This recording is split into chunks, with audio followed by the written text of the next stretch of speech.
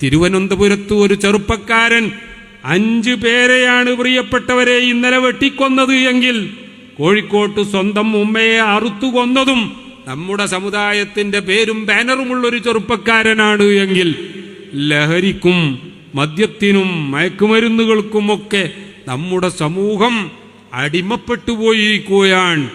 നമ്മുടെ ലോകത്തിന്റെ അവസ്ഥ എന്താണെന്ന് ബുദ്ധിമാന്മാരെ പോലും ആശയക്കുഴപ്പത്തിലാക്കുന്ന അവസ്ഥയാണ്.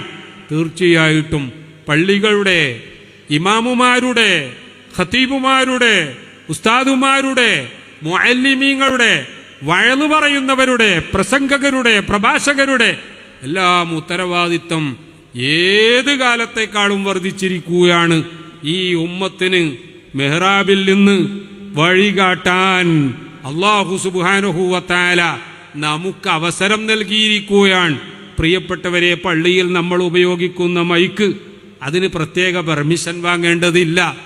മാത്രമല്ല, പള്ളിയിൽ നമ്മൾ ജുമുഅ ജമാഅത്തിന് കൂടുമ്പോൾ അതിന് മറ്റു സമ്മേളനങ്ങൾ നടത്താനുള്ള പെർമിഷന്റെ ആവശ്യമില്ല.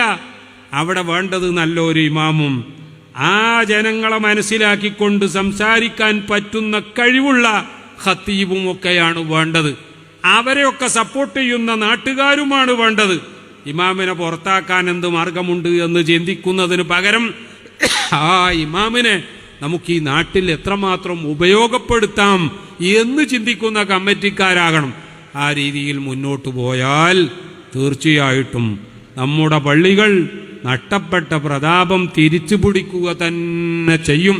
അങ്ങനെ എല്ലാ അർത്ഥത്തിലും ഓരോ പ്രദേശത്തെയും പള്ളികൾ ആ പ്രദേശത്ത് ആവശ്യമുള്ള എല്ലാ കാര്യങ്ങളിലും നല്ല രീതിയിൽ ഇടപെട്ട് ജനങ്ങൾക്ക് ഏറ്റവും ഉപകാരപ്പെടുന്ന കേന്ദ്രങ്ങളായി അല്ലാഹു തആല മാറ്റിത്തരുമാറാവട്ടെ എന്ന് ദുആ ചെയ്തുകൊണ്ട് എല്ലാവർക്കും പ്രത്യേകം തന്നെ എല്ലാവിധ ആശംസകളും അർപ്പിച്ചുകൊണ്ട് ഈ ഗ്രാമക്കാർക്ക് പ്രത്യേകമായി അഭിനന്ദനം അർപ്പിച്ചുകൊണ്ട് അല്ലാഹു തആല ഈ പ്രവർത്തനങ്ങളൊക്കെ നമ്മിൽ നിന്ന് സ്വീകരിക്കുമാറാവട്ടെ എന്ന് ദുആ ചെയ്തുകൊണ്ട് നിങ്ങളുടെ ദുആയിലൊക്കെ ഞങ്ങളെ എല്ലാവരെയും ഓർക്കണമെന്ന് വസിയ്യത്ത് ചെയ്ത് ബിസ്മില്ലാഹിർ റഹ്മാനിർ റഹീം എന്ന വിശുദ്ധ നാമത്തിൽ ഉദ്ഘാടന കർമ്മം നിർവഹിച്ച് ഞാൻ അവസാനിപ്പിക്കുന്നു.